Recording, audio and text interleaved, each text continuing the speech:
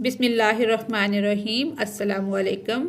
आज हम federal board मुतालिया Pakistan 10 class की जो न्यू बुक है उसका हमारा बाब अव्वल, जिसके हमने शॉर्ट क्वेश्चन और MCQs हल किए थे, आज हम इसके तफसीली सवाल जो हैं जिनके जवाब तफसील से मांगे गए हैं वो हम सॉल्व करेंगे।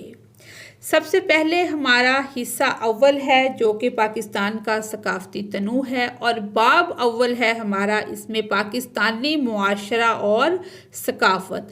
सबसे पहले हम देखेंगे कि मुआशरा क्या है। मुआशरा लोगों का ऐसा गिरोह या निज़ाम होता है जो एक साथ रहता है, राबता रखता है और मुश्तरका असूलों, रवायात और कवानीन के तहत ज़िंदगी गुजारता है। जिस तरह से एक गांव, मोहल्ला भी एक मुआशरा हो सकता है। पाकिस्तान का पूरा मुआशरा एक बड़ी शक्ल है जिसमें मुख्तलिफ कौमें और ज़ुबानें शामिल हैं। मुआशरे की खसूसियत ये होती हैं कि वो आपस में ताउन करते हैं, असूल व ज़वाबित होते हैं, जैसे मसलन ख़ानदान है, स्कूल है, मस्जिद है, मोहल्ला, ये सब क्या है, ये मुआशरे का हिस्सा है। उसके बाद है सकाफ़त। सकाफ़त क्या होती है? सकाफ़त एक मुआशरे की तर्ज़ ज़िंदगी के लोगों ने ज़िंदगी किस तरह से, किन असूलों के, किन रस्म व रवाज के तहत गुजारनी है, वो सकाफ़त कहलाता है। यानी कि लोगों के रस्म व रवाज क्या हैं, ज़ुबान क्या है, लिबास, खाने पीने के तरीके, रहन सहन के तरीके, मौसीकी, अदब, मज़हब और फ़नून, ये सब चीज़ें सकाफ़त में शामिल हैं। जैसे ईद मनाना, शादी की रसूमात, मखसूस खाने जैसे बिरयानी है या सज्जी है, लिबास शलवार कमीज़ है, ज़ुबान उर्दू पंजाबी है, ये सब हमारी सकाफ़त हैं। जी, अब हम इसकी मश्क पे आ गए हैं। सवाल नंबर 3 है, क्योंकि 2 सवाल पहली वीडियो में हो चुके हैं। तो सवाल नंबर 3 है, दर्ज झैल सवालात के जवाबात तफसील से दें। पहला सवाल है, पाकिस्तानी मुआशरत में सकाफ़ती तनू के फ़रोग या तब्दीली पर मुख्तलिफ़ सकाफ़ती अनासर और अज्ज़ा के असरात पर बहस करें। अपने तजर्बे के हक़ में जो हमने बहस करनी है, अपने तज्ज़िये के हक़ में जो हमने तज्ज़िया करना है कि हम उसके अगेंस्ट हैं या उसके हक़ में हैं, उसकी हमने मिसालें भी फ़राहम करनी हैं। इसका जवाब है सकाफ़त के अज्ज़ा। किसी मुआशरे में सकाफ़ती तनू मुख्तलिफ़ सकाफ़ती अज्ज़ा और अनासर के ज़रिए तश्कील पाता है जो या तो एक भरपूर और शमूलियाती माहौल को फ़रोग दे सकते हैं या मुआशरे में फ़र्क और तक़सीम का बायस बन सकते हैं। यानी कि पॉजिटिव असरात भी हो सकते हैं और नेगेटिव भी। अगर एक हम आहंग और मुतहर्रिक मुआशरे को फ़रोग देने के लिए इंतहाई ज़रूरी है कि ये समझा जाए कि ये अनासर सकाफ़ती तनू पर कैसे असरअंदाज होते हैं। अब ये बहुत सारे अनासर हैं जो कि सकाफ़ती तनू पर असरअंदाज होते हैं, जिसमें मज़हब भी है और अकायद हैं, ज़ुबानें हैं, मवासलात हैं।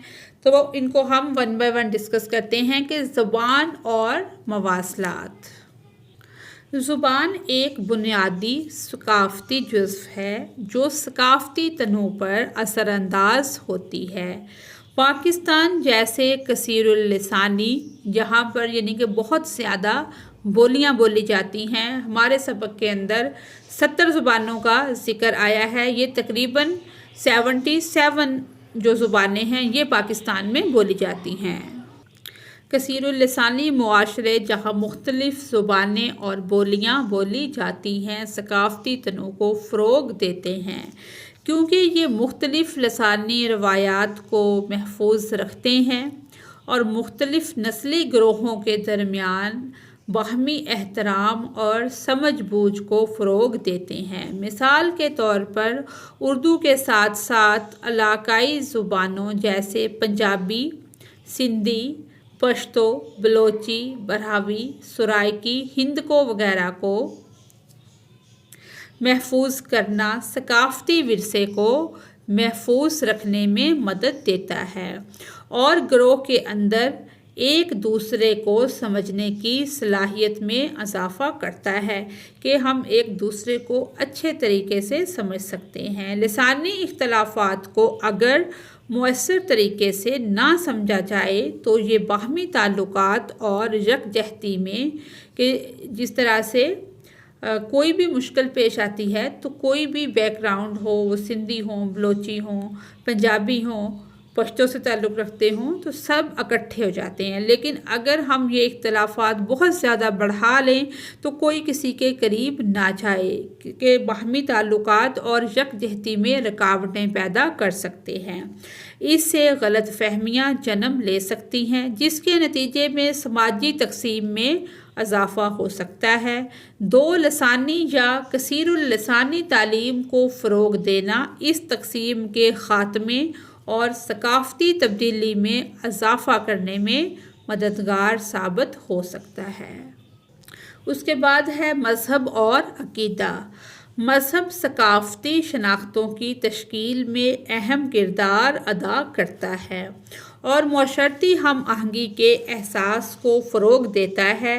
پاکستان میں اسلام کے ماننے والے اکثریت میں ہیں اور اسلامی اصول سماجی روایات اور اقدار کی رہنمائی کرتے ہیں۔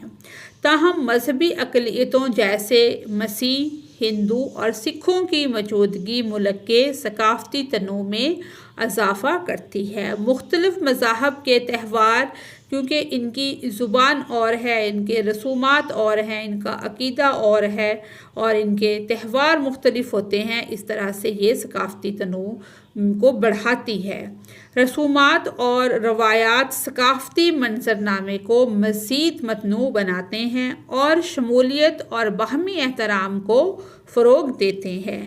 مختلف مذہبی اکائیوں کے درمیان ہم آہنگی اور سمجھ بوجھ کو فروغ دینے کے لیے بین المذاہب مکالمے اور جامعہ پالیسیاں ضروری ہیں تاکہ ملک میں کسی قسم کی تقسیم نہ ہو، لوگ ایک دوسرے کا ادب اور احترام کریں۔ اس طرح کی پالیسیاں بنانی چاہیے کہ ہر مذہب کا، ہر عقیدے کا احترام ہو۔ اس کے بعد ہے فن اور موسیقی۔ فن اور موسیقی ثقافتی شناخت اور تنوع کے اظہار کا اہم اجزاء ہیں۔ پاکستان کا شاندار ثقافتی ورثہ کلاسیکی موسیقی کی مختلف شکلوں جیسے قوالی اور غزلیں، قوالی کا آپ کو پتہ ہے جس طرح سے یہ گائی جاتی ہے، اور غزلیں، روایتی رقص جیسے بھنگڑا کیا ہے؟ بھنگڑا پنجاب کا ایک روایتی رقص ہے جو خوشی کے موقعوں پر کیا جاتا ہے، خاص طور پر فصل پکنے، بسنت، بیساکھی، شادیوں، میلوں کے زوردار ڈھول کی تھاپ پر۔ مرد عام طور پر گروپ کی صورت میں ہاتھ اوپر اٹھا کر اچھلتے کودتے ہیں تو اس کو بھنگڑا کہا جاتا ہے۔ اس کے بعد ہے اتنڑا۔ اتنڑا یہ کیا ہے؟ یہ ہے جی خیبر پختونخوا کے جو لوگ ہیں ان کے قبائلی رقص کو کہا جاتا ہے۔ یہ روایتی پشتو رقص ہے اور عام طور پر یہ دائرے کی شکل میں کیا جاتا ہے۔ موسیقی عام طور پر ڈھول پر ان کی ہوتی ہے۔ مرد ایک مخصوص انداز میں ہاتھ اور قدموں کی حرکت سے رقص کرتے ہیں، اس کو اتنڑا کہا جاتا ہے۔ یہ شادیوں، عیدوں، میلوں اور جشنوں پر کیا جاتا ہے۔ اب آپ کو بھنگڑا اور اتنڑا کے بارے میں پتہ چل گیا کہ یہ کیا چیزیں ہیں۔ متنوع بصری فنون پر مشتمل ہے۔ یہ ثقافتی اظہار ملک کے عظیم ورثے کو خراج تحسین پیش کرتا ہے اور مشترکہ ثقافتی تجربات کے ذریعے لوگوں کو اکٹھا بھی کرتا ہے۔ قومی تہواروں اور ثقافتی تبادلے کو فروغ دینا ان مختلف روایات کو یکجا کرنے میں مدد دے سکتا ہے، جس سے ایک بھرپور اور ہم آہنگ قومی شناخت تشکیل پاتی ہے۔ اس کے بعد ہے تہوار اور تقریبات۔ تہوار اور تقریبات ثقافت کے اہم जुज़्व हैं जो लोगों को क्या करते हैं, इकट्ठा करते हैं। ऐसा मौका मिलता है कि उसको मनाने के लिए, सेलिब्रेट करने के लिए लोग इकट्ठा होते हैं। जश्न बहारा, जैसे मौसम बहार की आमद पर एक जश्न मनाया जाता है, लोग इकट्ठे होते हैं तो उसे जश्न बहारा कहते हैं। सिबी मेला, शंदूर फेस्टिवल, आगे ईदैन जैसे ईद उल अज़हा और ईद उल फितर, ईद मिलादुन्नबी सल्लल्लाहु अलैहि वालैहि वसल्लम, हज़रत मोहम्मद सल्लल्लाहु अलैहि वालैहि वसल्लम की पैदाइश का जो यौम है उसकी खुशी के तौर पर जो मनाया जाता है उसे ईद मिलादुन्नबी कहते हैं।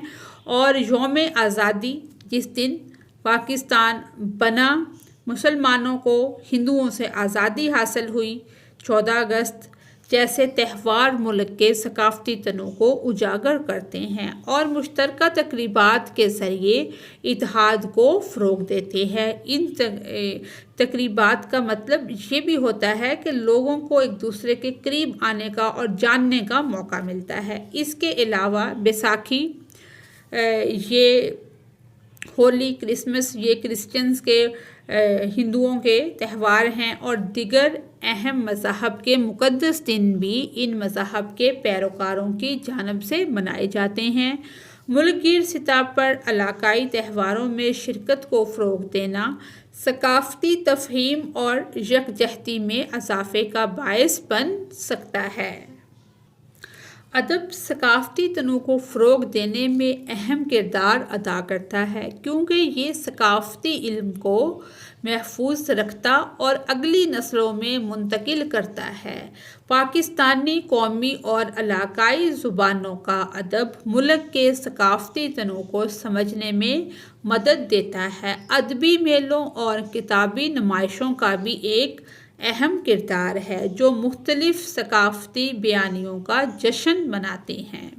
एक जामिया कौमी शनाख्त को फ़रोग़ देने के लिए ज़रूरी है कि अदब मुल्क के सकाफ़ती तनों की अक्कासी करे। उसके बाद है पाकिस्तान का लसानी, यानी कि जो ज़ुबानें बोली जाती हैं, लसानी तनों। पाकिस्तान में 70 से ज़ायद ज़ुबानें बोली जाती हैं जो उसे एक लसानी तनों में भरपूर कौम बनाती हैं। हर ज़ुबान मुख्तलिफ़ नस्ली ग्रोहों से जुड़ी हुई है। उनमें अहम ज़ुबानें बेतौर, यानी कि जो उर्दू है वो एक अहम ज़ुबान है जिसको राबते की ज़ुबान भी कहा जाता है।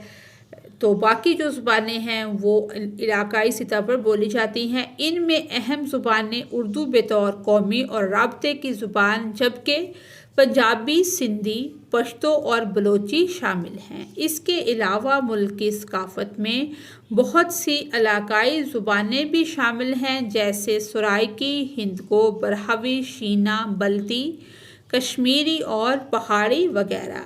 ये लसानी तनू पाकिस्तान को अपने सकाफ़ती विरसे और इलाकाई शनाख्तों की अक्कासी करके फ़ख्र और बाहमी ताल्लुक़ का एहसास दिलाने में मदद देता है।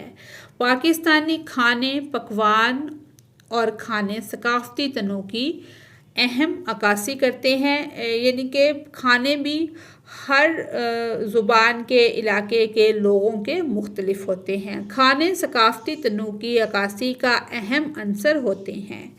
पाकिस्तानी खुराक का मंजरनामा मुख्तलिफ इलाकाई खानों के इम्तज़ाज से तरतीब पाता है जिनमें पंजाबी, सिंधी, बलोची, पख्तून, कश्मीरी, गिलगिती और बल्ती पकवान शामिल हैं। इसके बाद है पाकिस्तानी खाने। त्यौहार और बाहमी तबादले सकाफ़ती कदर कीमत और तफ़हीम को फ़रोग़ देते हैं और मुल्क के ग़िज़ाई विरसे को उजागर करते हैं। सकाफ़ती खुराक और पकवानों के त्यौहार और जश्न मनाने से कौमी इत्तेहाद को फ़रोग़ मिलता है। इसके साथ साथ ये सकाफ़ती तनों के एहतराम में इज़ाफ़े का बायस भी बन सकता है।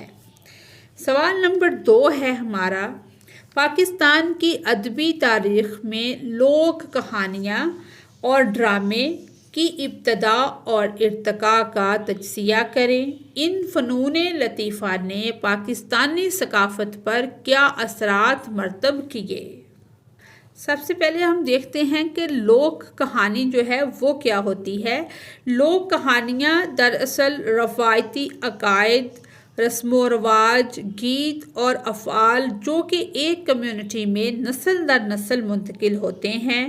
لوک کہانیاں ایک گروہ کے ثقافتی ورثے اور اقدار کو اجاگر کرتی ہیں، اس کی عکاسی کرتی ہیں۔ اسی طرح ڈرامہ کیا ہوتا ہے؟ ادب کی ایک صنف جو اداکاروں کے ذریعے اسٹیج یا ٹی وی پر پیش کرنے کے لیے تیار کی جاتی ہے، جس میں مکالمے اور عمل کے ذریعے کہانی یا پیغام پہنچایا جاتا ہے، اسے ڈرامہ کہا جاتا ہے۔ تو اس کا جواب ہے، سب سے پہلے ہے لوک کہانیاں۔ لوک کہانیاں ان روایتی عقائد، رسوم و رواج، کہانیوں، گیتوں اور روایات کو کہا جاتا ہے جو ایک کمیونٹی میں نسل در نسل زبانی طور پر منتقل ہوتی ہیں، یعنی کہ کسی نے اپنے باپ سے سنی، باپ نے اپنے باپ سے، یعنی کہ دادا نے، اور پھر اس کے دادا نے، اس طرح سے نسل در نسل جو کہانیاں ہم سنتے آتے ہیں وہ ہماری لوک کہانیاں ہیں۔ اس میں ثقافت کے اظہار کی بہت سی اقسام شامل ہیں، جس میں افسانے، داستانیں، پریوں کی کہانیاں، محاورے اور لوک رقص شامل ہیں، جو مجموعی طور پر لوگوں کی اقدار، تاریخ اور شناخت کی عکاسی کرتے ہیں۔ لوک کہانیاں علم کا ذخیرہ فراہم کرتی ہیں اور تسلسل اور ثقافتی ورثے کا احساس دیتی ہیں۔ ان کہانیوں میں اکثر معکوف الفطرت عناصر شامل ہوتے ہیں، یعنی کہ کچھ ایسے عناصر بھی ہوتے ہیں جن کا حقیقت میں کوئی وجود نہیں ہوتا، یہ سنی سنائی کہانیاں ہوتی ہیں، کہیں پہ ان کی کوئی تحقیق نہیں ہوتی، نہ ہی ان پہ کوئی ایکشن ہوتا ہے۔ کوئی بھی کہانی آپ اپنے بچوں کو سنا دیں، آگے وہ اس کے بچوں کو سنا دیں، جس طرح سے ہم نے بہت ساری پریوں کی، جنوں کی کہانیاں سنی، اور بھی اس طرح کی چیزوں کی کہانیاں سنی جو کہ بڑی عجیب و غریب تھی، اس طرح سے۔ اور آفاقی موضوعات جیسے محبت، بہادری، اخلاقیات اور انسانیت کی حالت کو بیان کرتی ہیں، جو کمیونٹی کے سماجی اور ثقافتی تانے بانے قائم رکھنے کے لیے بصیرت فراہم کرتی ہیں۔ اس کے بعد ہے لوک کہانیوں کی ابتدا اور ارتقاء، یعنی کہ ان کا آغاز کیسے ہوا۔ پاکستان میں لوک کہانیوں کی جڑیں بہت قدیم ہیں، یعنی کہ یہ بہت پرانی ہیں، اور یہ اس خطے کی ثقافتی اور تاریخی حقائق کے ساتھ گہرا تعلق رکھتی ہیں۔ پاکستان کے مختلف نسلی گروہوں کی زبانی روایات صدیوں سے قائم ہیں۔ یہ روایات کہانیوں، افسانوں، داستانوں، محاوروں اور گیتوں کی وسیع اقسام پر مشتمل ہیں، جو نسل در نسل منتقل ہوتی رہی ہیں۔ پاکستانی لوک کہانیوں کے ارتقاء پر ہندوستانی، آریائی اور ایرانی افسانوں کا گہرا اثر ہے۔ تاریخی پس منظر، اب ہم دیکھتے ہیں کہ ان کی جو ابتدا ہے یہ شروع کہاں سے ہوئی۔ پاکستان میں لوک کہانیاں قدیم تہذیبوں سے شروع ہوئیں، جیسے موہنجو دڑو کی تہذیب۔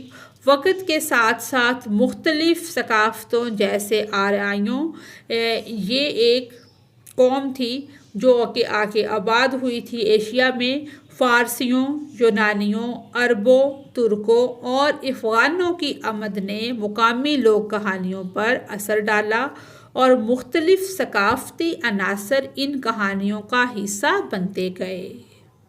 اس کے بعد ہے موضوعات اور کردار۔ پاکستانی لوک کہانیوں کے عام موضوعات میں محبت، بہادری، وفاداری اور معکوف الفطرت عناصر شامل ہیں، جیسے پریاں، جنات، بزرگ اور ہیروز، جو معاشرے کی اقدار اور عقائد کی عکاسی کرتے ہیں۔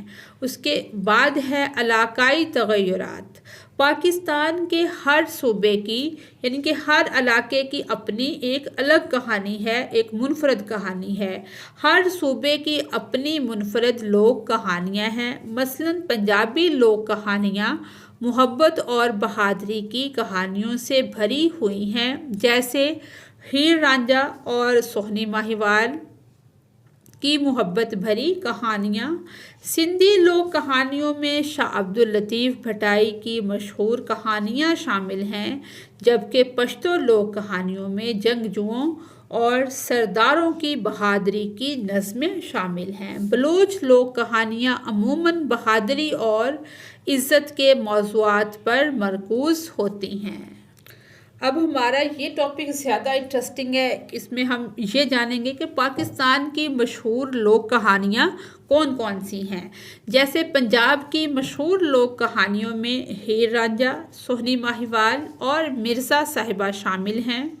سندھ کی مشہور کہانیوں میں سسی پنو، عمر ماروی اور مومل رانو شامل ہیں۔ خیبر پختونخوا سے ان سب پہ تقریباً ڈراماز بھی بنے ہوئے ہیں۔ مشہور کہانیاں آدم خان اور درخواں نئی، یوسف خان اور شیر بانو ہیں، جبکہ بلوچستان کی مشہور کہانیوں میں پانی اور شہ مرید، گوہر اور بیبو شامل ہیں۔ گلگت بلتستان میں شہری بدت اور ناگا پربت کے پر اسرار پہاڑوں اور پریوں کی کہانیاں مشہور ہیں۔ آزاد جموں و کشمیر کی مشہور کہانیوں میں راجہ رسالو اور ہمال اور نگرائی کی کہانیاں شامل ہیں۔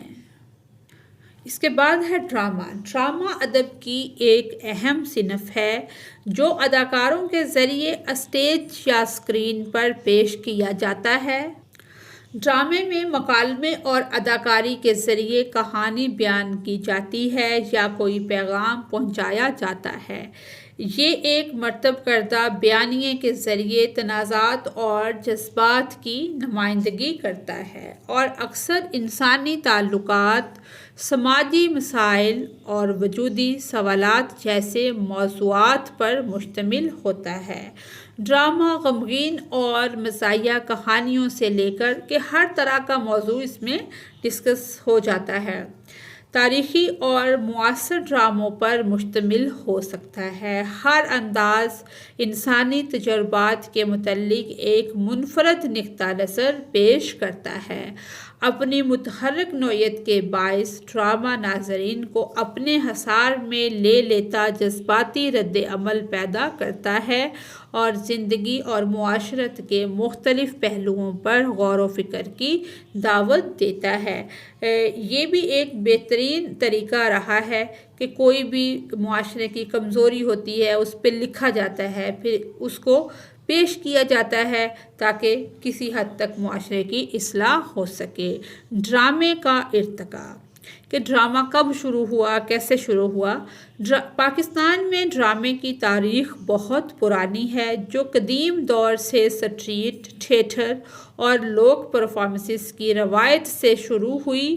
جدید دور میں پاکستانی ڈرامہ کن موضوعات کا احاطہ کرتا ہے جو ملک کے ثقافتی تنوع کی عکاسی کرتے ہیں۔ آج کل پاکستانی ڈرامہ ایک مقبول تفریحی صنف ہے جس کی کامیابی میں کئی باصلاحیت اداکار اور ہدایت کار اہم کردار ادا کر رہے ہیں۔ ڈرامے کی صنعت مسلسل ترقی کر رہی ہے اور اس میں جدت پیدا ہو رہی ہے جو مقامی اور بین الاقوامی سطح پر ناظرین کو محسوس کرنے کا، کہ ناظرین کو ایک تفریح کرنے کا باعث ہے۔ پاکستان میں ڈرامے کے ارتقاء پر مقامی روایات اور غیر ملکی اثرات دونوں کا اثر پڑا ہے۔ ابتدائی اثرات، یعنی کہ جو پہلے اثرات تھے وہ کس چیز کے تھے۔ پاکستان میں ڈرامے کی روایت کو کلاسیکی، سنسکرت، تھیٹر آف فارسی اور عربی کہانیوں کی روایات سے جوڑا جا سکتا ہے جو مسلم فاتحین کے جو مسلمان حکمران ہوا کرتے تھے، جو فتح کر کے لوگ آتے تھے، فاتحین کے ذریعے اس خطے میں آئیں۔ مغلیہ دور کے شاہی درباروں میں اکثر ڈرامائی پرفارمنسز ہوتی تھیں جن میں فارسی اور مقامی عناصر کا امتزاج ہوتا تھا۔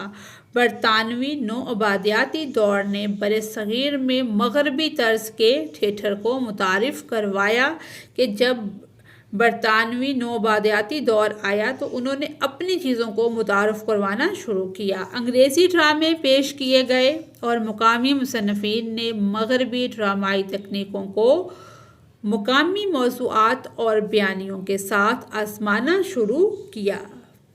یہ تھے اس کے ابتدائی اثرات کے مثلاً پاکستان بننے سے پہلے کے جو ہیں۔ اب ہے 1947 کے بعد کی ترقی کہ جب پاکستان بن گیا تو پھر ڈرامے نے کون سا رخ اختیار کیا۔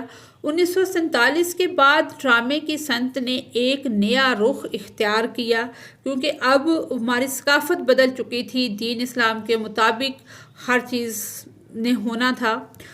1964 میں پاکستان ٹیلی ویژن پی ٹی وی کے قیام نے ڈرامے کے لیے ایک اہم پلیٹ فارم فراہم کیا۔ مشہور مصنفین جیسے اشفاق احمد، بانو قدسیہ، اے حمید اور انور مقصود ابھرے، جنہوں نے ایسے شاندار ڈرامے تخلیق کیے جو سماجی مسائل، ثقافتی ورثے اور معاصر چیلنجز کی عکاسی کرتے ہیں۔ ان عظیم مصنفین کے علاوہ ریڈیو، ٹی وی اور تھیٹر کے لیے شاندار کام تخلیق کرنے والے مصنفین کی ایک طویل فہرست موجود ہے۔ آج کل پاکستانی ڈرامہ اپنے شاندار معیار کے لیے مشہور ہے، جس میں ٹیلی ویژن ڈرامے خاص طور پر مقبول ہیں جو اکثر سماجی مسائل جیسے جنسی تفریق، خاندانی تعلقات اور سیاسی معاملات کو اجاگر کرتے ہیں۔ لاہور اور کراچی جیسے بڑے شہروں کے تھیٹر بھی اس متحرک ڈرامے کے منظرنامے میں حصہ ڈالتے ہیں، جہاں کلاسیکی ڈراموں سے لے کر جدید دور تک کی پرفارمنسز پیش کی جاتی ہیں۔ اس کے علاوہ مختلف اسٹیج شو اور پرفارمنسز ثقافت کے فروغ کے لیے اہم کردار ادا کرتے ہیں۔ سوال نمبر 3 ہے، قومی یکجہتی کے لیے علاقائی ثقافتوں کے کردار کا جائزہ لیں۔ قومی یکجہتی یہ ہوتی ہے کہ ایک قوم کے اندر مختلف گروپوں کے درمیان اتحاد اور ہم آہنگی پیدا کرنے کا عمل جو مشترکہ قومی شناخت اور مقصد کو فروغ دیتا ہے وہ قومی یکجہتی کہلاتا ہے۔ علاقائی ثقافتیں اور قومی اتحاد۔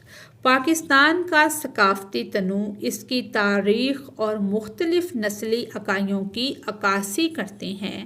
پاکستان کی ہر اہم علاقائی ثقافت پشتون یعنی کہ جو پشتو سے تعلق رکھتی ہے، بلوچ سے تعلق رکھنے والی، پنجابی پنجاب سے، سندھی سندھ سے اور دیگر اپنی مخصوص روایات، زبانیں اور بولیاں ہیں۔ اگرچہ یہ تغیر ملک میں موجود منفرد شناختوں کو اجاگر کرتے ہیں، لیکن جب انہیں سراہا جاتا ہے تو یہ ایک مشترکہ تعلق اور اتحاد کے احساس کو فروغ دیتے ہیں۔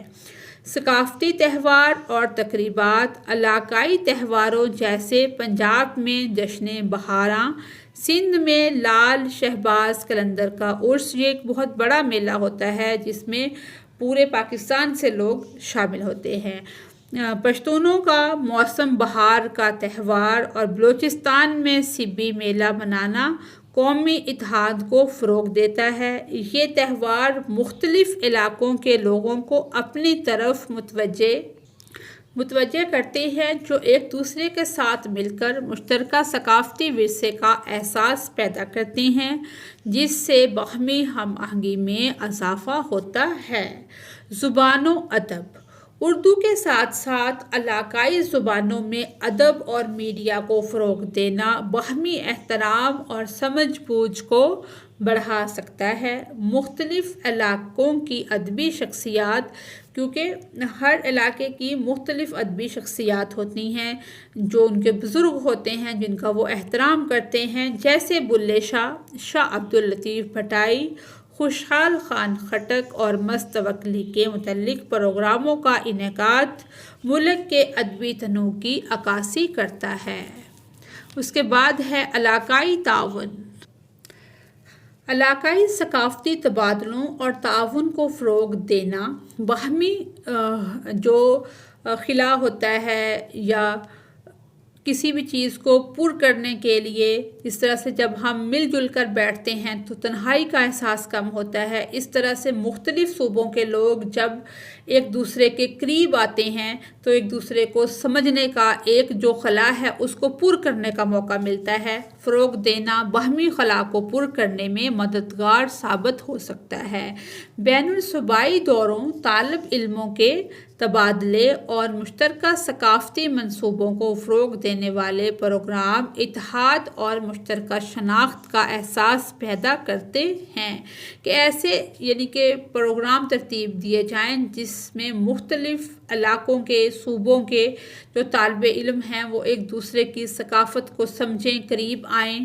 تو اس سے کیا ہوگا؟ ایک مشترکہ شناخت کا احساس پیدا ہوگا، ایک دوسرے کو سمجھنے میں مدد ملے گی۔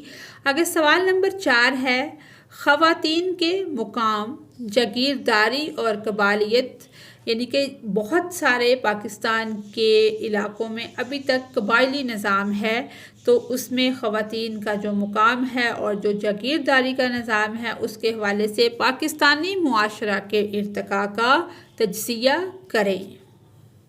اس کا جواب ہے سماجی حرکیات اور پاکستان کی ترقی۔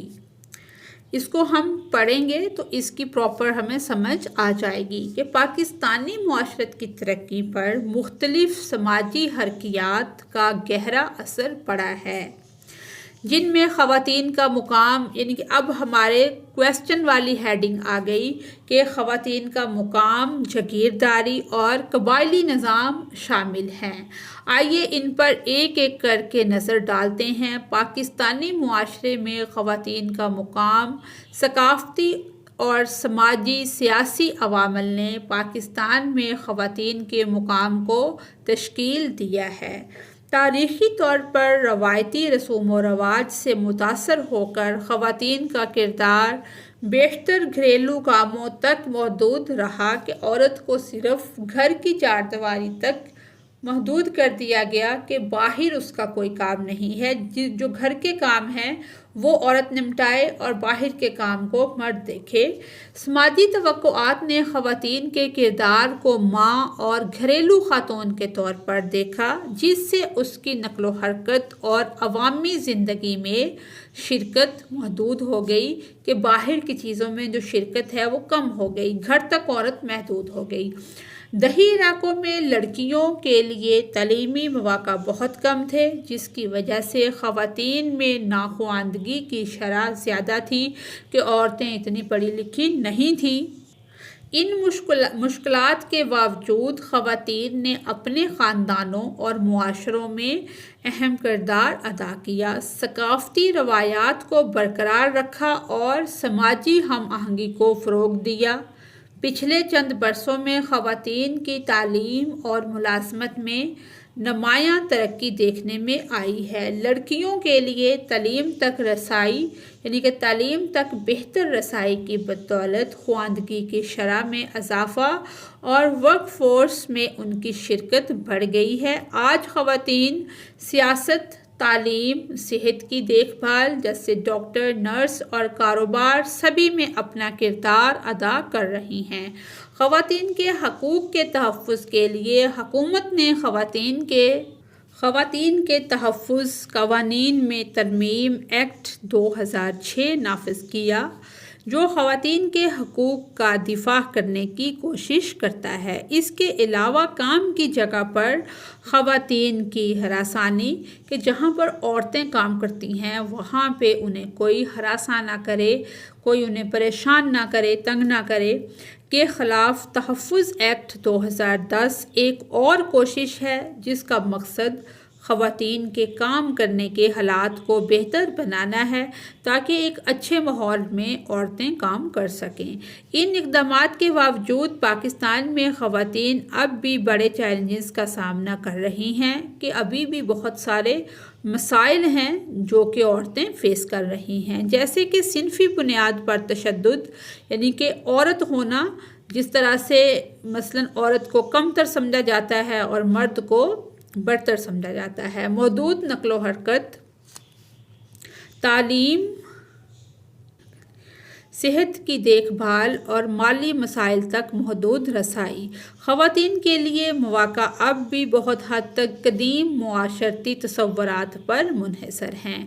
اب ہم سمجھتے ہیں پاکستان میں جاگیرداری کا جو نظام ہے اس نے خواتین کے مقام کو کس طرح دیکھا ہے۔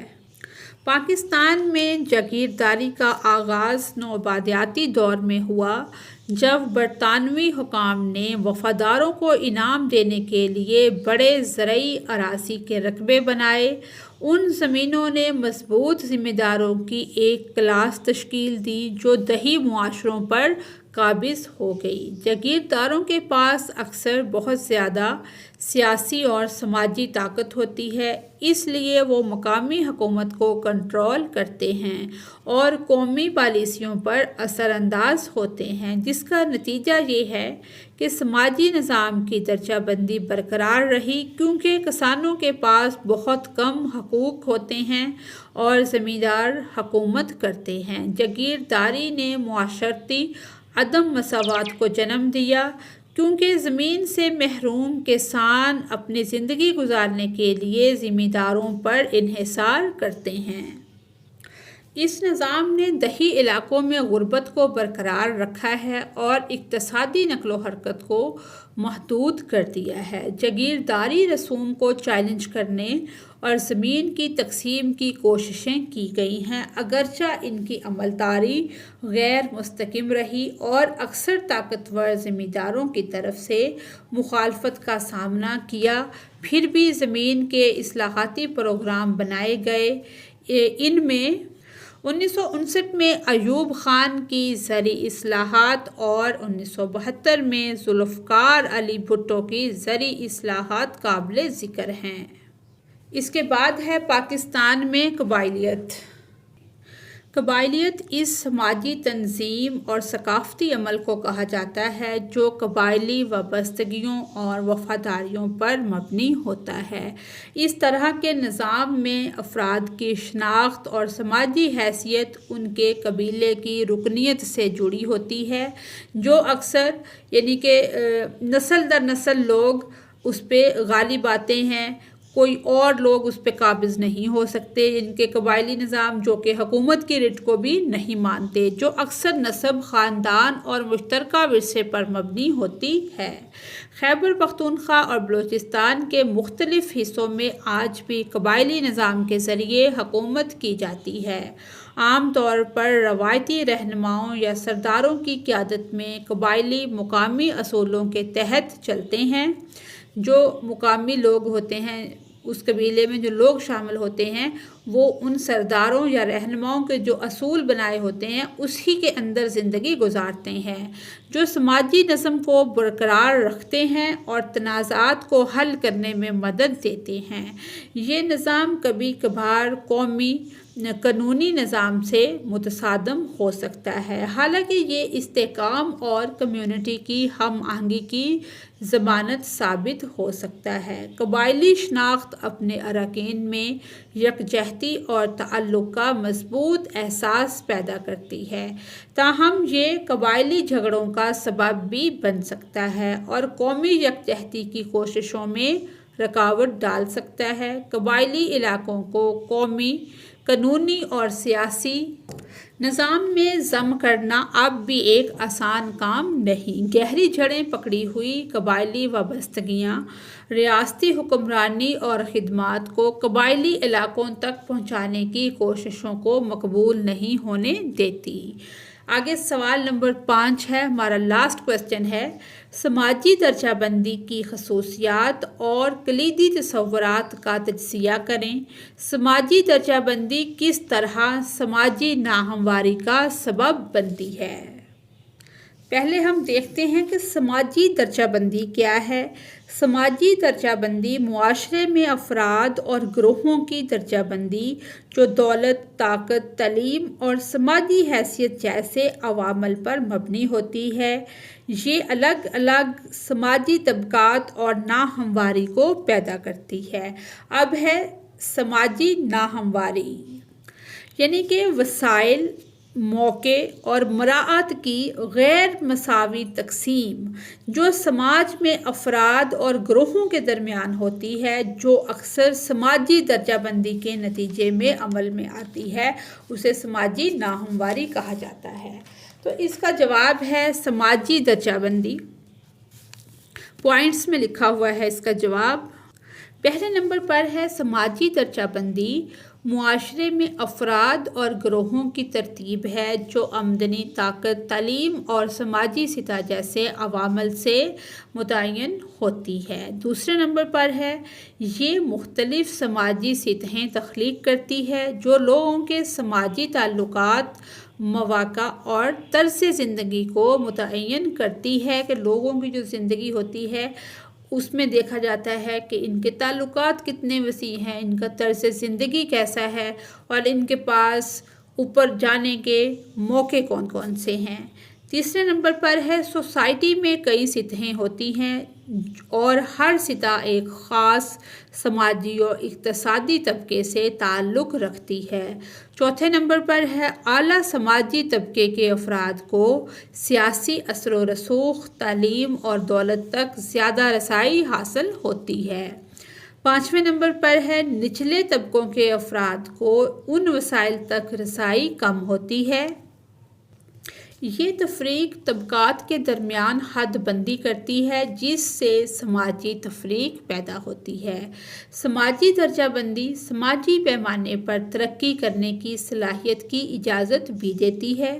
ثقافتی سرمایہ اور غیر مالی وسائل جیسے تعلیم، ذہانت، بول چال کا انداز، شخصیت کی کشش اور سماجی نقل و حرکت اور حیثیت پر اثر انداز ہوتے ہیں۔ اس کے بعد ہے سماجی ناہمواری۔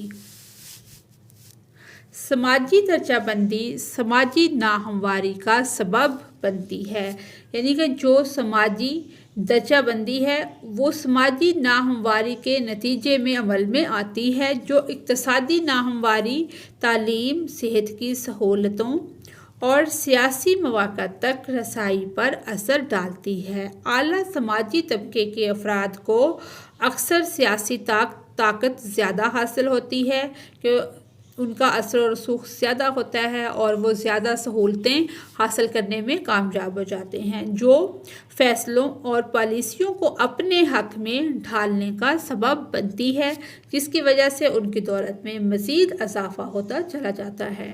یہ سماجی و اقتصادی تناؤ اور تنازعات کا باعث بن سکتا ہے جو سماجی ہم آہنگی اور استحکام کو متاثر کر سکتا ہے۔ سماجی تفاوت کو دور کرنے کے لیے جامع پالیسیوں کی ضرورت ہے کہ ایسی پالیسیاں بنائی جائیں جس میں امیر امیر تر اور غریب غریب تر نہ ہو، بلکہ سب مل کر ترقی کرے تاکہ مساوی مواقع، صحت کی دیکھ بھال اور تعلیم تک رسائی اور شمولیاتی اقتصادی ترقی کو یقینی بنایا جا سکے، جس سے ایک زیادہ منصفانہ اور ہم آہنگ معاشرہ قائم ہو سکے۔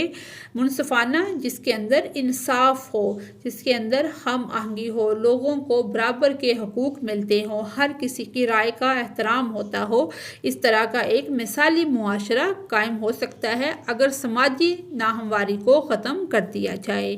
اسی کے ساتھ ہی ہماری آج کی ویڈیو مکمل ہوتی ہے۔ اگر آپ کو میری ویڈیو سے کوئی رہنمائی مل رہی ہے تو میری ویڈیو کو لائک اور چینل کو سبسکرائب کریں۔ Thanks for watching us.